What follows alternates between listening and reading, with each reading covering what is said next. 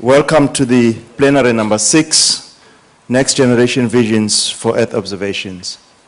My name is Dr. Phil Mjwaha. I know a lot of people cannot pronounce my surname, so if you want to make it easy, you can call me Dr. Phil. I'll be very happy with that. My day job, I'm the Director General in the Department of Science and Technology, but on other days when I'm not doing that job, I'm one of the co-chairs for the Group on Earth Observation GEO based in Geneva. In this plenary event, we are extremely pleased to showcase future leaders in Earth observations, both young people early in their space careers, as well as graduate students in space-related engineering fields. This plenary is a collaboration of 3 IAF committees: the Earth Observations Committee, the Space Education and Outreach Committee, and the Young Professionals Program Committee. I'm not going to moderate this session alone. I have my friend, Michael Freilich. Thank you very much, Dr. Phil. I'm Mike Freilich. I'm the director of the Earth Science Division at NASA headquarters, and I'm also, as of this coming November, going to be the chair of the CEOS, the Committee on Earth Observing Satellites Strategic Implementation Team. Now, the 6 panelists that you're about to see were selected through a highly competitive online contest. They were required to submit 2 rounds of videos. The first one was just a 15-second video, and the winners of that round submitted a second video of 2-minute duration, where they actually had to address questions on Earth observations. So as you can see, these people, and as you will see, these people are highly expert in providing their ideas coherently, compellingly, and concisely. And in fact, I'm convinced that this expertise was developed over years of twittering and text messaging. Okay. Now, we want all of you to participate in this plenary, so as the panelists are introduced and speak to us, please think of questions that you'd like to ask them. You can write your questions on a piece of paper, pass it to the aisle, and they'll be collected, and after we go through all the videos, then we will be asking the panelists your questions. So, let's get started.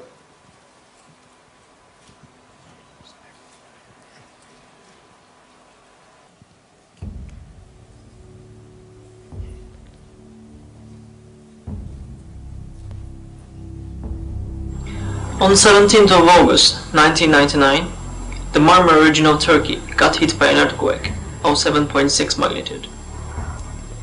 More than 45,000 people died in this earthquake. More people got injured. 100,000 left homeless. 2 months from that, the region got hit by another earthquake of 7.2 magnitude. These earthquakes not only hit the region, but also hit the country. 11 years passed already, but the pain is still in our hearts. It was hard to recover from all that.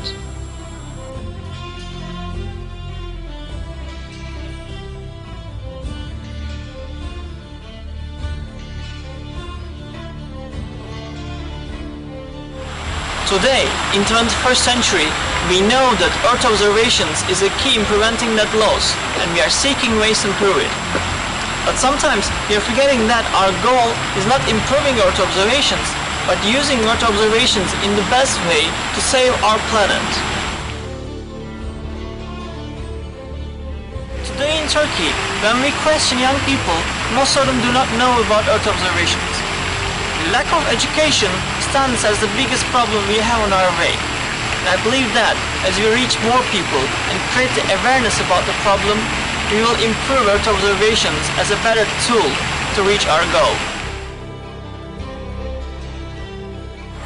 I see ourselves standing strong against such disasters and saving the nature and our planet. We are yet not so far away from reaching that goal.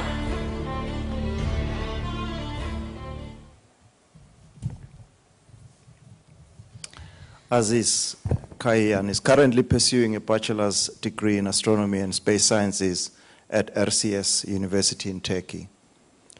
In addition to his academic pursuits, he also volunteers his time to a variety of outreach projects, including projects on space operations and Earth observations. Aziz is the recipient of the Space Generation Young Leader Award and is the Middle East Regional Coordinator of Space Generation Advisory Council and the co-director of outreach of Yuri's Night. Aziz, you note that the lack of education on the use of Earth observations is one of the biggest problems that we face today. Considering a phased approach over the next 10 to 20 years, what recommendations do you have for the global Earth observation community to more effectively and systematically educate and reach populations around the world? Thank you. To improve Earth observations, many things can be done. But as I was seeing the recent discussions on how we can improve Earth observations, everything was just about improving our technology. While advancing technology is a key on our goal, but it certainly is not the goal itself. So I was thinking there had to be more than what we can do just by using technology. As I mentioned in my video, Marmara earthquake has been a major hit to Turkey in many senses. That was the time we realized that we should do something to prevent nature beat us like that. But in Turkey and other developing countries, there's a great handicap, which is the education. I can give an example from my own field. When I started studying astronomy, I was seeing people who were interested in astronomy were not choosing astronomy as a career because they didn't know about the opportunities and what they can do in the future. And almost 80% of the students who were studying astronomy had no idea what they're going to do in the future. That was apparently showing the need for us to reach out to students in high schools and give them some basics about what they can do about astronomy. So we started outreach projects, and in a couple of years, that noticeably increased the amount of students who were willing to do astronomy as a science and contribute to it. So when I was choosing for the youth plenary, I wanted to direct the same question to students who were not professionals of space science or Earth observations. I want to ask them, how would you improve Earth observations and why improving Earth observations is necessary? I visited high schools and reaching over 1,000 students.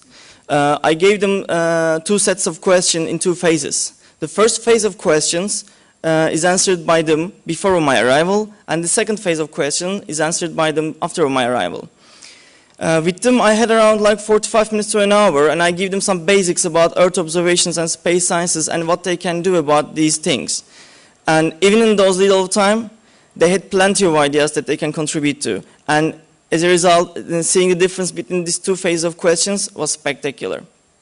Finally, to sum up, advancing technology is definitely something important on our way, but it's not the goal itself.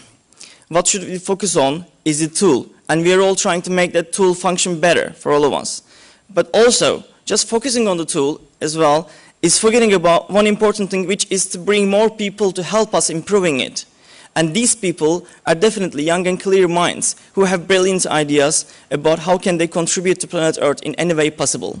Thank you very much. Thanks, Aziz.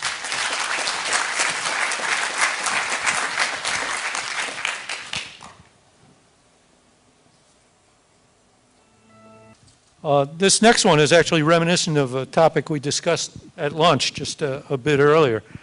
And this is for anyone, not Jason first. How can a conference like IAC help you and your colleagues in the future? Thanks very much. I'd like to give an answer to that. My first IAC was in 2009 in Korea. And at that time, actually, well, before coming to IAC, I didn't know very much about like space sciences. My department is called Astronomy and Space Sciences, but it's mainly focused on astronomy. We do just so little space science.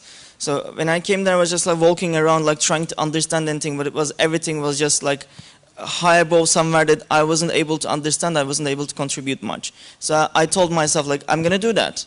I will get more involved. And I was meeting people. I was talking to people. And also, one of the things was, that was the first youth plenary in 2009, when I've seen like students and young professionals just giving their ideas. I told myself that I gotta do that.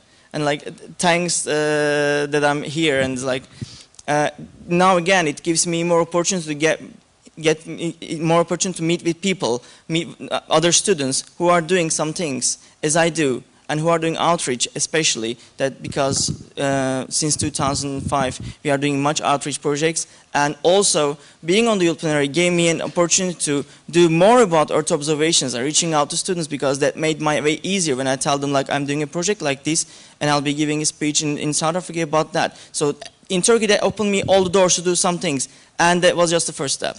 So I guess like that's one of the things that IAC like helps us.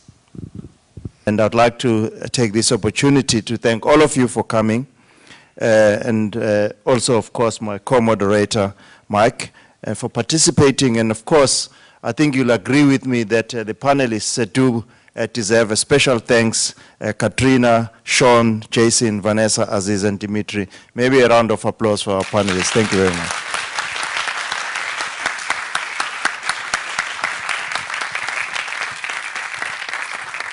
Thank you.